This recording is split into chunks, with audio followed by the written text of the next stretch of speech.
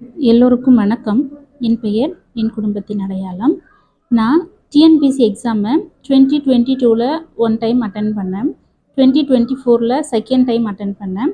இப்போ 2025ல் அட்டன் பண்ணுறதுக்காக வெயிட் பண்ணிகிட்ருக்கேன்.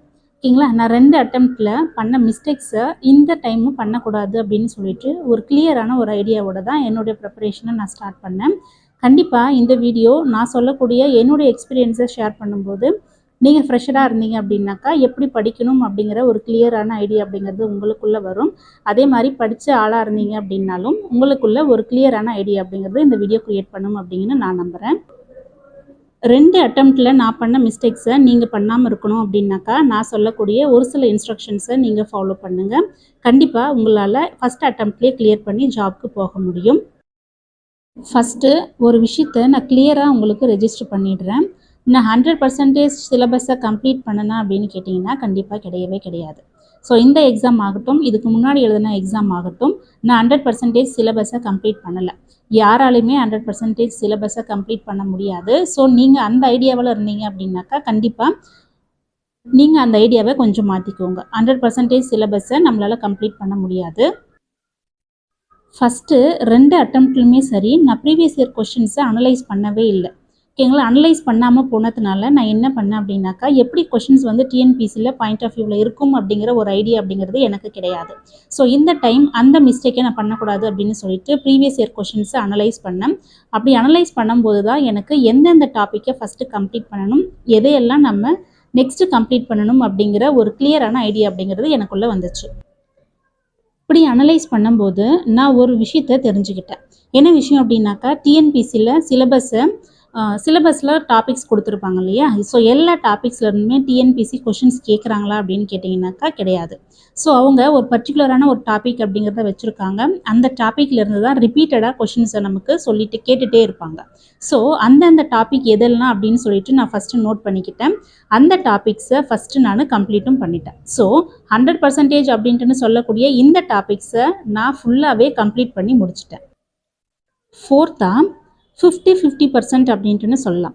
50-50% அப்படின்னாக்கா டிஎன்பிசியில் சம்டைம்ஸ் கேட்பாங்க, சம்டைம்ஸ் கேட்காமலேயும் இருக்கலாம். ஸோ அந்த மாதிரியான டாபிக்ஸை நான் செகண்டாக கம்ப்ளீட் பண்ணிட்டேன்.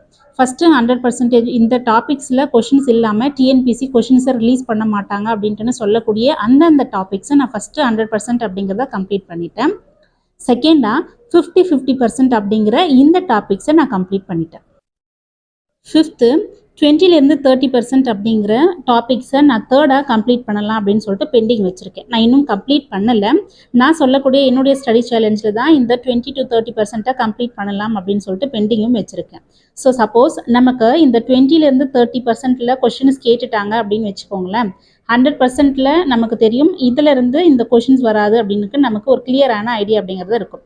செகண்டு, ஸோ இதுலேயும் ஆப்ஷன்ஸ் இருந்துச்சு அப்படின்னாக்கா ஸோ இதையும் நம்மளால் ஒமிட் பண்ணிட முடியும். அப்போது 4 ஆப்ஷன்ஸில் நம்ம 3 ஆப்ஷன்ஸை ஒமிட் பண்ணிட்டாலே நமக்கு இந்த 20-30% அப்படிங்கிற இந்த டாபிக்ஸை படிக்கும்போது நமக்கு ஒமிட் பண்ணாமல் ஆன்சர் எப்படி கரெக்டாக போடணும் அப்படிங்கிறது நமக்கு ஒரு ஐடியா அப்படிங்கிறது வரும்.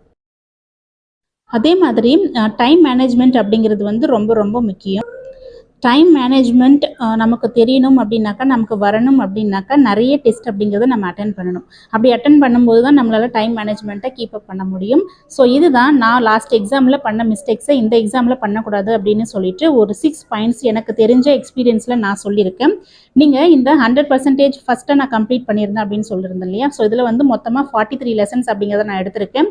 இந்த 43 லெசன்ஸை ஃபஸ்ட்டு நீங்கள் கம்ப்ளீட் பண்ணிக்கோங்க. கண்டிப்பாக அதில் இருந்து கொஷின்ஸ் அப்படிங்கிறது நம்ம எக்ஸ்பெக்ட் பண்ணலாம். இதிலிருந்தே நமக்கு ஒரு 60+ கொஷின்ஸ் வந்து நமக்கு சான்சஸ் அதிகமாக இருக்கும். அதனால இந்த 100% சொல்லக்கூடிய இந்த டாபிக்ஸை ஃபஸ்ட்டு கிளியர் பண்ணிவிட்டு ஃபஸ்ட்டு கம்ப்ளீட் பண்ணிவிட்டு நெக்ஸ்ட்டு இந்த 50-50% அப்படின்ட்டுன்னு சொல்லக்கூடிய இந்த லெசன்ஸ்க்கு நீங்கள் போங்க. இந்த ஃபஸ்ட்டு கம்ப்ளீட் பண்ண நான் அந்த 100% அப்படிங்கிற டாபிக்ஸை மட்டும் உங்களோட ஷேர் பண்ணிக்கிறேன். அந்த என்னென்ன டாபிக்ஸ் அப்படிங்கிறதையும் உங்களுக்கு சொல்கிறேன். அந்த லெசன்ஸ் என்னென்ன அப்படிங்கிறத சொல்லிடுறேன். பாலிட்டியில் அரசியல் அமைப்பு, இது வந்து 10th 12th ரெண்டுமே படிக்கணும். நெக்ஸ்ட்டு நடுவண் அரசு, மாநில அரசு, சட்டமன்றம், ஆட்சித்துறை, உள்ளாட்சி அரசாங்கங்கள், தேர்தல் பிரதிநிதித்துவம். ஸோ இந்த 7 டாபிக்ஸை நான் பாலிட்டியில் கம்ப்ளீட் பண்ணிட்டேன். நெக்ஸ்ட்டு எக்கனாமிக்ஸ் அப்படின்னு எடுத்துக்கிட்டிங்கன்னா இந்திய பொருளாதாரம். இந்திய பொருளாதாரம் சுதந்திரத்திற்கு முன்னரும் பின்னரும். இந்தியாவின் மேம்பாட்டு அனுபவங்கள். ஊரக பொருளாதாரம். உணவு பாதுகாப்பு மற்றும் ஊட்டச்சத்து. அரசாங்கமும் வரிகளும். உலகமயமாதல் மற்றும் வர்த்தகம். மொத்த உள்நாட்டு உற்பத்தி மற்றும் அதன் வளர்ச்சி. இது நான் முடிச்சாச்சு. ஹிஸ்டரியிலன்னு எடுத்துக்கிட்டீங்க அப்படின்னாக்கா சிந்து சமவெளி நாகரீகம், குப்தர்கள், டெல்லி சுல்தான்கள், முகலாயர்கள், மராத்தியர்கள், விஜயநகர பாமினி அரசுகள், தென்னிந்திய அரசுகள் அப்படிங்கிற டாபிக்கை நான் ஹிஸ்டரியில கம்ப்ளீட் பண்ணிட்டேன். நெக்ஸ்ட் ஐஎன்எம்னு எடுத்துக்கிட்டீங்க அப்படின்னாக்கா 19ஆம் நூற்றாண்டில் சமூக சமய சீர்திருத்த இயக்கங்கள், காலனியத்துக்கு எதிரான இயக்கங்களும் தேசியத்தின் தோற்றமும், தேசியம் காந்திய காலகட்டம், இந்தியாவில் தேசியத்தின் எழுச்சி. இது நான் ஐஎன்எம்ல கம்ப்ளீட் பண்ணிட்டேன். நெக்ஸ்ட் தமிழ்நாடு பேஸ்டா வரக்கூடிய டாபிக்ஸ்ல தமிழ்நாட்டில் விடுதலை போராட்டம், தமிழ்நாட்டில் சமூக மாற்றங்கள், தமிழ்நாடு இயற்கை பிரிவுகள், தமிழ்நாட்டு மானுட புவியியல், தமிழ்நாட்டு பொருளாதாரம், தமிழ்நாட்டில் தொழில்துறை தொகுப்புகள், ஆங்கிலேய ஆட்சிக்கு எதிராக தமிழகத்தில் நடந்த தொடக்க கால கிளர்ச்சிகள். ஜியாகிரபில மொத்தம் 5 டாபிக்ஸ் அப்படிங்கிறத கம்ப்ளீட் பண்ணியிருக்கேன். இந்திய அமைவிடம், நிலத்தோற்றம் மற்றும் வடிகால் அமைப்பு, இந்திய காலநிலை மற்றும் இயற்கை தாவரங்கள், வேளாண்மை கூறுகள், வளங்கள் மற்றும் தொழிலகங்கள், இந்தியா மக்கள் தொகை, போக்குவரத்து, தகவல் தொடர்பு மற்றும் வணிகம். சயின்ஸ்ல மொத்தம் 5 டாபிக்ஸ் அப்படிங்கிறத கவர் பண்ணியிருக்கேன். அமிலம் மற்றும் காரம், சுற்றுச்சூழல் மேலாண்மை, உடல் நலம் மற்றும் நோய்கள், ஊட்டச்சத்து மற்றும் ஆரோக்கியம், மரபியல். ஓகேங்களா? ஸோ இந்த டாபிக்ஸ் எல்லாமே நான் கம்ப்ளீட் பண்ணிட்டேன். இதுதான் நான் 100% வந்து டிஎன்பிசியில் கொஷின்ஸ் கேட்பாங்க அப்படின்னு நான் சொல்லியிருந்தேன் இல்லையா? அந்த டாபிக்ஸில் இந்த 43 டாபிக்ஸ் மட்டும்தான் நான் கம்ப்ளீட் பண்ணியிருக்கேன். 43 இந்த லெசன்ஸை கம்ப்ளீட் பண்ணிட்டீங்க அப்படின்னாக்கா செகண்டாக நான் 50% அப்படின்னு சொல்லிட்டு ஒரு டாபிக்ஸ் நான் சொல்லியிருப்பேன். ஸோ அது என்னென்ன டாபிக்ஸ் அப்படிங்கிறத நான் நெக்ஸ்ட் வீடியோவில் உங்களோட ஷேர் பண்ணிக்கிறேன். கண்டிப்பாக நான் பண்ண மிஸ்டேக்ஸை நீங்களும் பண்ணிடாதீங்க. இந்த டாபிக்ஸ் எல்லாம் ஃபஸ்ட்டு நீங்கள் கம்ப்ளீட் பண்ணிட்டீங்க அப்படின்னாலே நமக்கு ஒரு பெரிய பூஸ்டப்பாக இருக்கும். ஸோ நெக்ஸ்ட் நம்ம படிக்கிறதுக்கும் ஒரு இன்ட்ரெஸ்டாக படிக்கவும் ஆரம்பிச்சிடுவோம். அந்த 50% அப்படிங்கிறது வந்து கொஞ்சம் படிச்சுட்டு போனீங்க அப்படின்னாலே நமக்கு எனஃபாக இருக்கும். ஸோ ஃபஸ்ட்டு நீங்கள் இந்த 43 லெசன்ஸை கம்ப்ளீட் பண்ணிட்டீங்க அப்படின்னாலே உங்களுக்கு கிளியரான ஒரு ஐடியா அப்படிங்கிறது வந்துடும். அது வந்ததுக்கப்புறம் ஆப்ஷன்ஸில் பார்த்தீங்க அப்படின்னாக்கா இப்போ 50% அப்படின்னு நான் சொல்லியிருந்தேன் இல்லையா? சப்போஸ் அதுலேருந்து கொஷின்ஸ் கேட்குறாங்க அப்படின்னாக்கா இந்த 43 லெசன்ஸ்லேருந்து ஆப்ஷன் வச்சுருந்தாங்க அப்படின்னாக்கா நமக்கு தெரியும் இதுலேருந்து வராது அப்படின்னு சொல்லிட்டு. அப்போது ஆப்ஷன்ஸை வந்து நம்ம ஒமிட் பண்ணும்போது இப்போ 2 ஆப்ஷன் மட்டும் பெண்டிங்கில் இருக்குது அப்படின்னாக்கா அப்போது நம்ம 50% படிச்சிருந்துட்டோம் அப்படின்னாக்கா அதையும் நம்ம ஒமிட் பண்ணிட்டு கரெக்டாக ஒரு கொஷின்ஸ் மட்டும் நம்ம தெரியாத கொஷின்ஸ்க்கு ஆன்சர் பண்ணுறதுக்கு ஈஸியாக இருக்கும். ஸோ நீங்கள் படிக்காமல் சப்போஸ் படிக்காத டாபிக்ஸ் வரும்போது இந்த மாதிரி இக்னோர் மெத்தடை யூஸ் பண்ணீங்க அப்படின்னாலே நமக்கு கரெக்டான ஆன்சர் அப்படிங்கிறது மோஸ்ட் ஆஃப் கரெக்டாக தான் இருக்கும்.